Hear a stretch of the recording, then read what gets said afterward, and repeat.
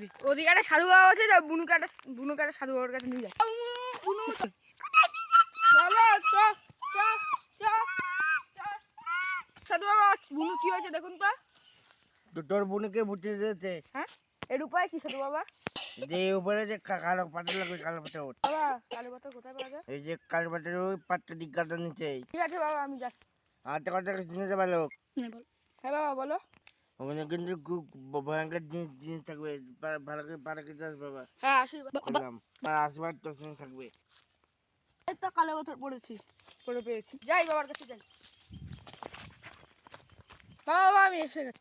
ভালো জিনিস কালো পাতা বাবা যাও। ওং বিষ্ণু, ওং বিষ্ণু, ওং বিষ্ণু। যা আমার কি হয়েছিল, কেন আমি কি করে আসলাম? যা যা, তোমার বোন ঠিক হয়ে গেছে। অনেক আমার আশীর্বাদ তোমার সঙ্গে থাকবে।